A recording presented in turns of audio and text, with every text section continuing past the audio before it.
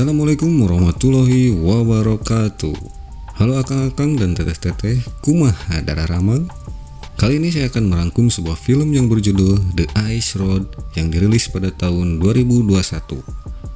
Film ini menceritakan tentang seorang supir truk yang mendapatkan misi untuk mengantarkan alat pengebor sumur yang super berat.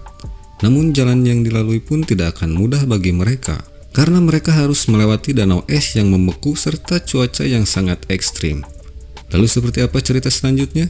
Saksikan video ini sampai selesai dan jangan lupa untuk selalu support channel ini dengan cara like, komen, dan subscribe, serta nyalakan tombol loncengnya.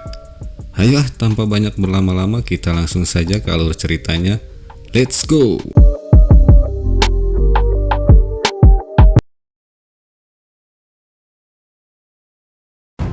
Di awal film diperlihatkan dengan para pekerja yang sedang menggali dan membuat sebuah terowongan di pertambangan yang bernama Ketka. Kemudian datang seorang mandor lalu menegur salah satu anak buahnya yang bernama Menkin. Menkin rupanya tidak menyalakan sensor pendeteksi gas metana. Sensor itu sangatlah penting bagi para penambang karena dapat mendeteksi atau memperingatkan mereka terhadap titik pusat gas metana. Tak berselang lama, terdengar suara ledakan di luar terowongan yang disebabkan adanya kebocoran gas di sana. Semua orang yang ada di terowongan pun panik dan bergegas lari menuju pintu keluar. Namun salah satu penambang tidak sengaja membenturkan paculnya ke sebuah pipa hingga menimbulkan percikan api.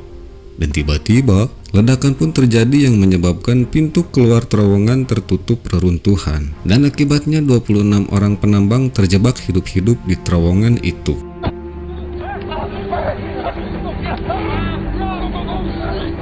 Di tempat lain kita akan diperlihatkan dengan seorang supir truk ekspedisi yang bernama Mike McCann. Mike yang saat itu sedang memarkirkan truknya tak sengaja melihat adiknya yang bernama Gurti sedang dibuli oleh rekan kerjanya di dalam bengkel. Gurti dulunya seorang veteran perang, namun saat bertugas di Irak, dia mengalami cedera dan saat itu Gurti menderita penyakit yang disebut afasia. Mike yang tidak terima adiknya diperlakukan seperti itu, dia pun menghajar temannya sampai membuatnya pingsan. Dan setelah kejadian itu, Mike pun dipanggil oleh atasannya yang kemudian Mike dan Gurti dipecat dari perusahaan itu.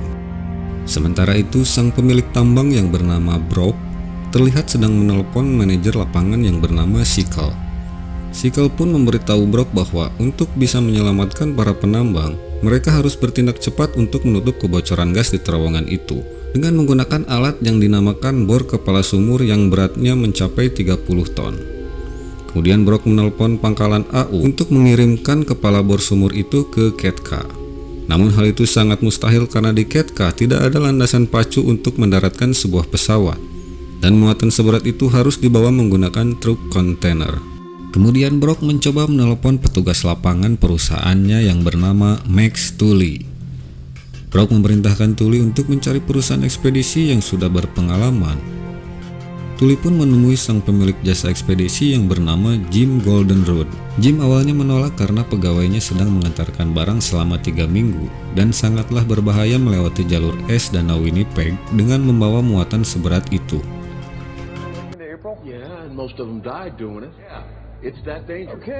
Namun tiba-tiba Jim berubah pikiran dan menerima tawaran Tully. Kemudian Jim pun meminta waktu kepada Tully untuk merekrut supir dan mekanik dadakan yang sudah berpengalaman. Scene berpindah kepada Mike yang saat itu sedang mengisi bensin. Mike terlihat begitu kesal karena sudah kehilangan pekerjaannya, ditambah Gurti yang ingin membeli sebuah truk yang harganya sangat mahal. Namun tiba-tiba Mike melihat pesan di handphonenya yang memberitakan bahwa Jim Goldenroad membutuhkan segera supir yang sudah berpengalaman.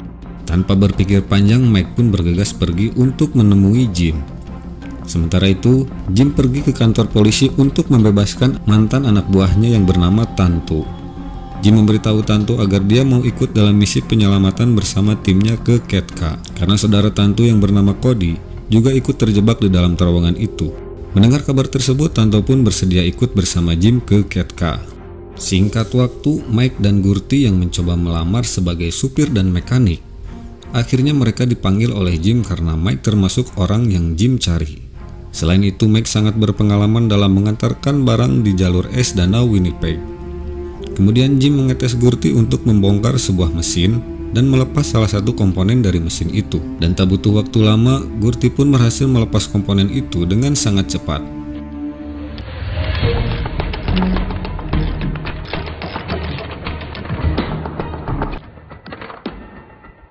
Dan akhirnya Mike dan Gurti pun bergabung bersama Jim dan Tanto.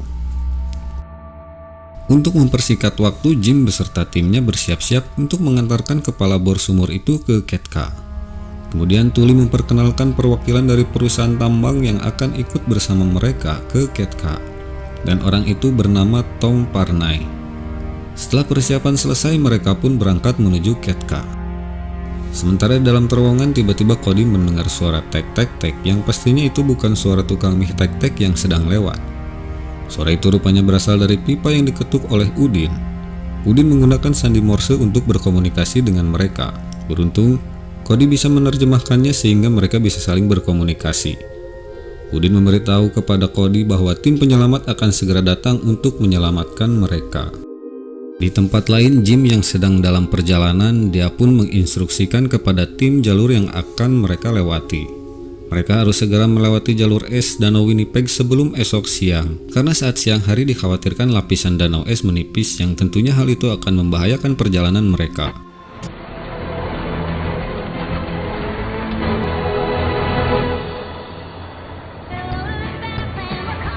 Keesokan harinya, di tengah perjalanan tiba-tiba mesin truk yang dikendarai Jim mati.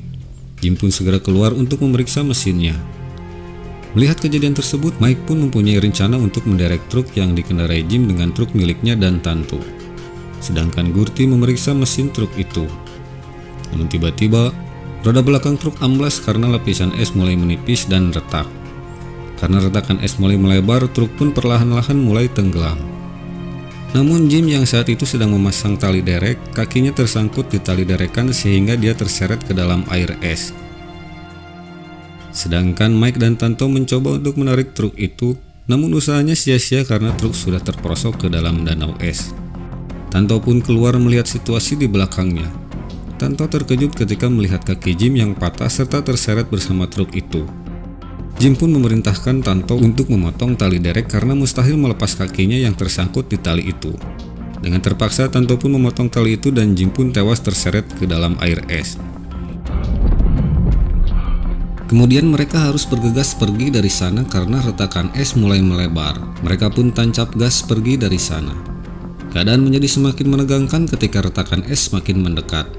Mike pun semakin memacu truknya hingga akhirnya truk mereka terbalik.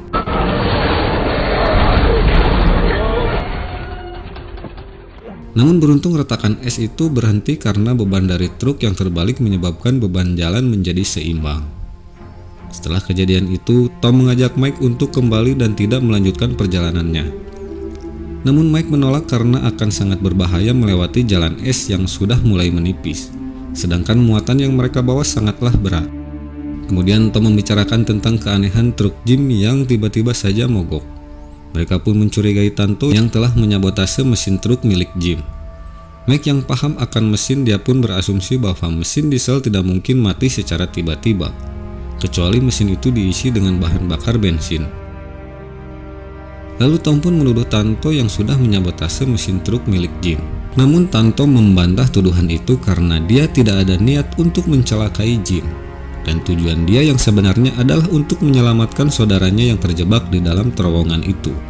Mendengar penjelasan itu tidak membuat Tom percaya karena Tom melihat Tantolah yang mengisi bahan bakar truk milik Jim. Karena merasa terpojok, Tanto pun menodongkan senjata kepada mereka berdua. Namun Gurti datang dari arah belakang dan berhasil melumpuhkan Tanto lalu mengikatnya. Kemudian Mike dan Gurti berusaha untuk membalikan truk itu menggunakan kawat derek.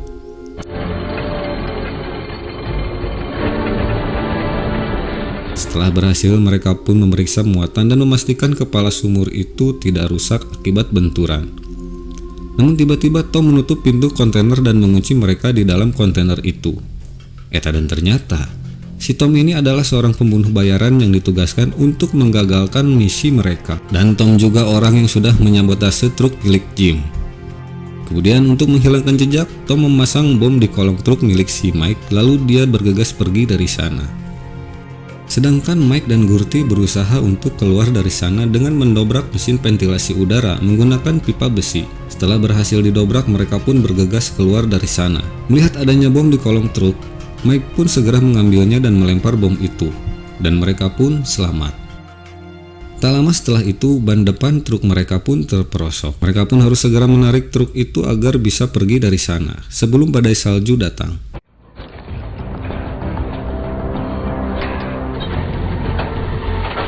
Mike akhirnya berhasil menarik truk itu, namun sayangnya mesin derek tidak kuat menahan beban sehingga box kontainer terperosok ke dalam air es bersama dengan Gurty. Melihat kejadian itu, Mike pun bergegas menyelamatkan Gurty. Beruntung Gurty masih bisa diselamatkan walaupun dia sudah tenggelam ke dalam air.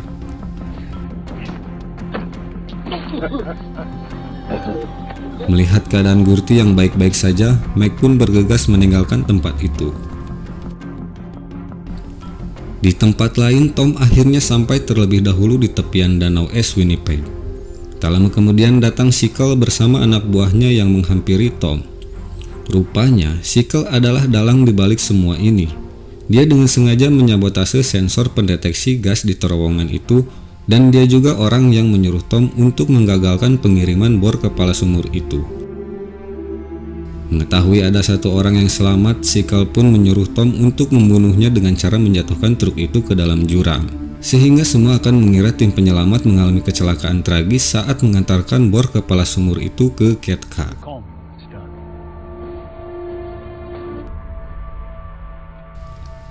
Ketika Tom akan membunuh Tanto dan menjatuhkan truk itu ke dalam jurang, tiba-tiba terdengar suara aneh di dalam tas. Tom pun memeriksa suara itu dan tiba-tiba lagi tangan Tom digigit oleh tikus peliharaan Gurty.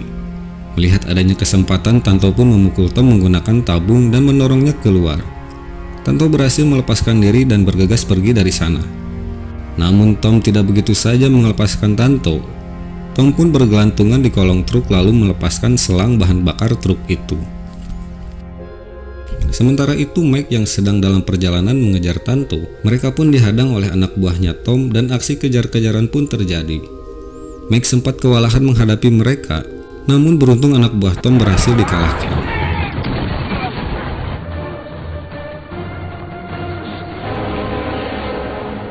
Dan mereka pun melanjutkan perjalanannya. Berpindah kepada Tanto yang sedang dikejar-kejar oleh Tom, truk yang dikendarai Tanto akhirnya mogok karena bahan bakarnya habis. Tanto pun bersiap dengan senjatanya karena Tom sudah mendekat ke arahnya. Namun Mike datang di waktu yang tepat, kemudian Mike menabrak mobil Tom hingga masuk ke dalam jurang, dan Tanto pun selamat.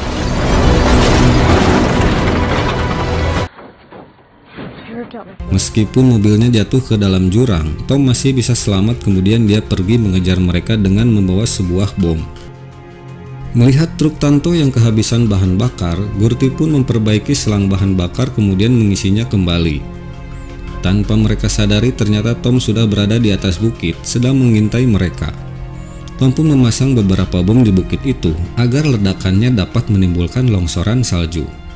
Dan benar saja, ketika bom meledak, longsoran salju itu bergerak menuju ke arah mereka. Mike dan yang lainnya pun bergegas pergi dari sana. Mike dan Gurty berhasil lolos dari longsoran salju itu, sedangkan truk Tanto terkena hantaman longsoran salju yang mengakibatkan dadanya tertusuk ranting pohon. Mike pun memeriksa keadaan Tanto lalu memberikan pertolongan pertama kepadanya. Beruntung luka yang dialami Tanto tidak begitu parah sehingga dia masih bisa diselamatkan. Setelah itu, Mike dan Gurty berusaha untuk memindahkan box kontainer yang terperosok. Mereka harus segera mengantarkan bor kepala sumur itu sebelum para penambang tewas karena kehabisan oksigen. Setelah berhasil memindahkan box kontainer, mereka pun bergegas pergi dari sana. Melihat mereka selamat, Tom pun mengejar mereka menggunakan truk Tanto. Dan aksi kejar-kejaran pun terjadi.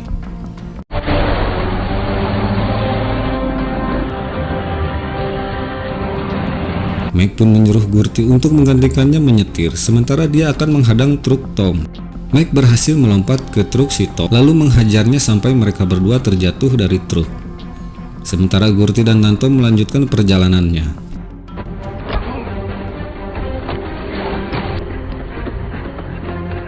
Pertarungan antara Tom dan Mike pun berlangsung sengit, hingga akhirnya Mike melihat gelombang air di bawah lapisan es, kemudian menabrakkan truk ke arah gelombang itu. Tom yang masih berada di dalam truk akhirnya tewas. Sementara Tanto dan Gurti sempat terhenti di sebuah jembatan. Dengan muatan yang sangat berat, Gurti pun ragu untuk melewatinya. Kemudian Tanto menggantikan Gurti menyetir karena dia sudah berpengalaman melewati jembatan seperti itu. Namun di ujung jembatan, truk itu mengalami slip karena jalannya sangat licin. Kemudian Gurti meletakkan beberapa karpet di ban truk itu untuk mendapatkan traksi ban truk itu. Dan benar saja, truk berhasil melewati jembatan sebelum jembatan itu runtuh. Mereka pun berhasil selamat, namun tiba-tiba truk tergelincir karena jalanan sangat licin. Gurti pun bergegas menutup gerbang jembatan, namun Gurti malah terjepit oleh truk. Melihat hal itu, Tanto pun bergegas memindahkan truk. Namun sayangnya luka yang dialami Gurti sangatlah parah dan dia pun akhirnya tewas.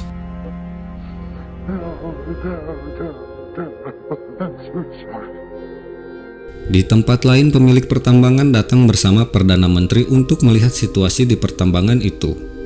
Sikal pun menjelaskan tentang para pekerja yang masih terjebak di dalam terowongan dan tim penyelamat yang sampai saat ini belum juga tiba. Tak lama kemudian sirine darurat berbunyi dan ternyata Mike dan Tanto berhasil sampai dengan membawa bor kepala sumur itu. Para pekerja pun menyambutnya, kemudian bergegas memasang bor kepala sumur itu dan akhirnya semua penambang pun berhasil diselamatkan.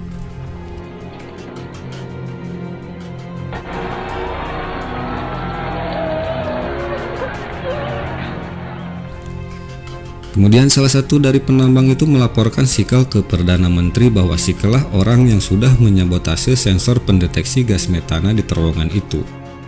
Mendengar hal itu, Mike pun menjadi emosi lalu menghajar Sikal. Singkat waktu, Brock mendatangi Mike lalu memberikan uang penghargaan kepadanya.